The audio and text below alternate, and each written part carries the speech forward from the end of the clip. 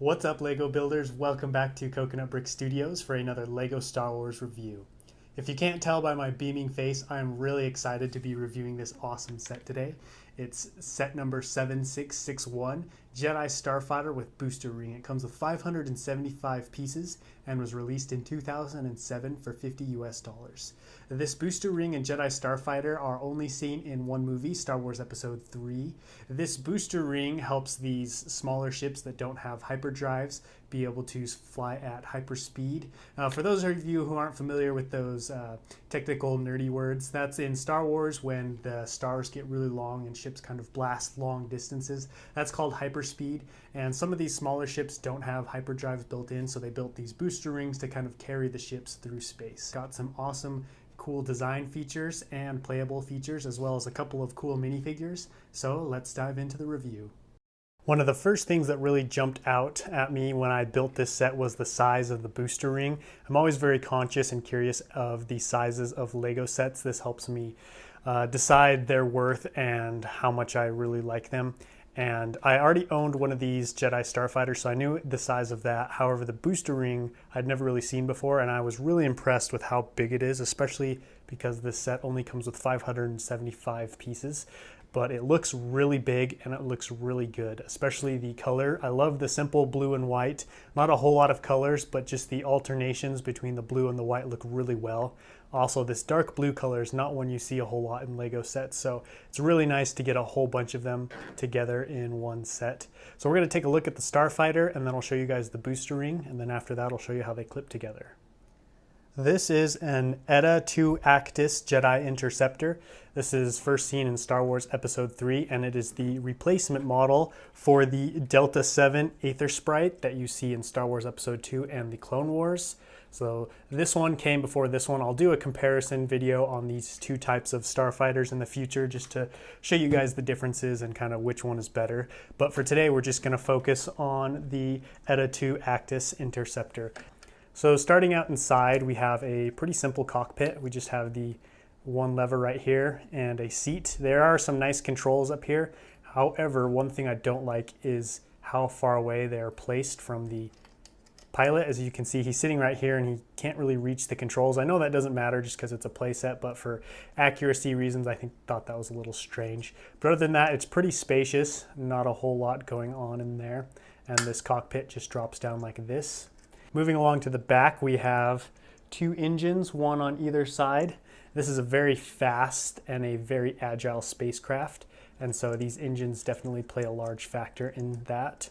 Here we have the rear landing gear, and they are two front landing gears as well. So this has very sturdy landing gear, not like some Starfighters where there's only one leg in the front. So this one can set down pretty easily and really sturdily. I really like that. I love landing gear, especially when it can fold out and you can move it around a little bit for different types of landings.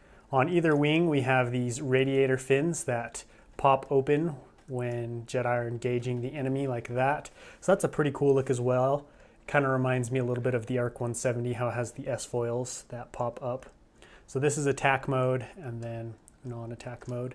On this side, we have the double arc emblem, which signifies the fleet that Anakin and Obi-Wan command. So you get one of those on either side, and then you have the symbol of the Republic up here. Moving on to the front of the wings, we have twin blasters right here that are positioned pretty nicely, so it gives the pilot a pretty good eye of where he's firing. And then you get one sticker along either side here. On either side, we have these little ion cannons that fire energy bursts to disrupt enemy ships, especially because the majority of the enemies these kinds of starfighters are going up against would be droids, so that would wreak havoc in their navigation and AI systems. So that's pretty much it for the ship itself. You also get a nice little astromech droid here on the side for navigation and other help or anything else the Jedi pilot might need. Moving on to this big old booster ring. At first glance, it's a pretty simple design. However, it was a real pain to build. The reason being were these layers of Technic pieces that form the circle-like shape. You have to build 2 and then hook them together. So that took me a while, a lot of monotonous repetition steps, but it was definitely worth it in the end, as this is a very cool looking craft. So on either side you have these really old-fashioned flick fire missiles. Really all it is one of these connected to a little cone and just slides in right there, and you can flick it out like that. So it just, these flat pieces run along the bottom, and then here along the bottom you have 2 1x8 bricks that keep it stable and keep it from tipping over. Now on either side you have the main functioning area of the booster ring, and these are the ion acceleration pods. So there are 3 per side. These are what drive the booster ring and allow it to blast through hyperspace and transport its craft. But other than that, not really much else to show you guys. So now I'm going to show you how you clip the booster ring to the Jedi StarFighter. So on the underside of the Jedi StarFighter, you see there are these 2 pegs right here, and those slide into these 2 slots right here. And it's a really simple and easy connection, which I am a big fan of because I'm a big fan of easy connections. So as you can just see, it slides in like that, and then if I can show it to you guys, this round piece underneath pushes down a little bit against the base of the booster ring, keeping the Jedi StarFighter in there really securely. As you can see, it wiggles a little bit, but that's just mostly wiggling along the frame of the booster ring. So you can even dump it back on its side or swoosh it around however you want, and your Jedi StarFighter is not coming loose. So there you have it for the booster ring. Let's take a look at the minifigures. This set only comes with 2 minifigures. You have Jedi Master Kit Fisto and Jedi Master Obi-Wan Kenobi. First up we have Kit Fisto, and fun fact, this is the first Lego Kit Fisto to be released.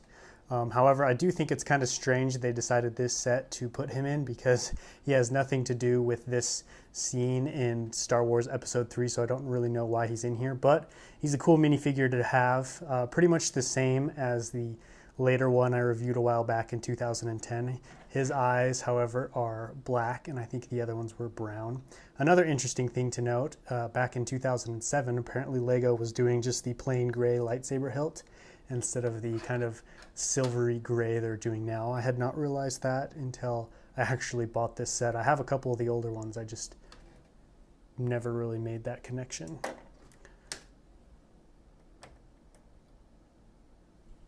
And next we have Obi-Wan Kenobi.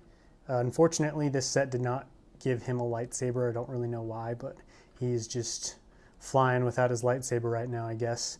He's got a pretty simple garb on. The only interesting thing I would like to note is right here.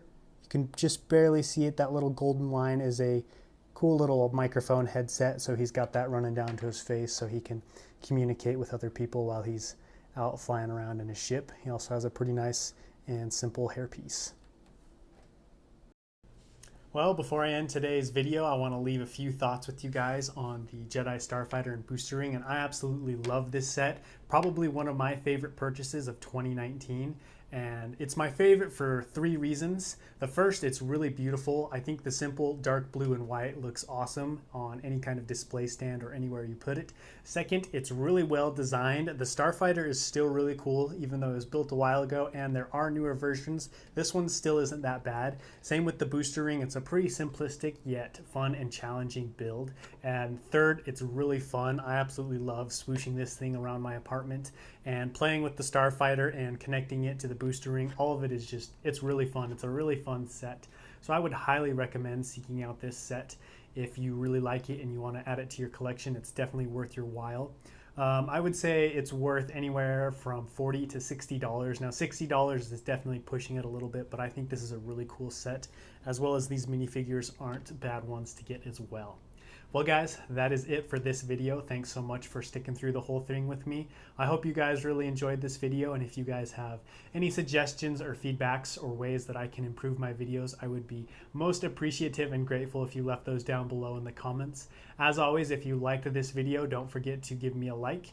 And if you're new to the channel, please consider subscribing, and that way you'll be notified of all my future content and you'll help support my awesome channel. And until next time, happy building.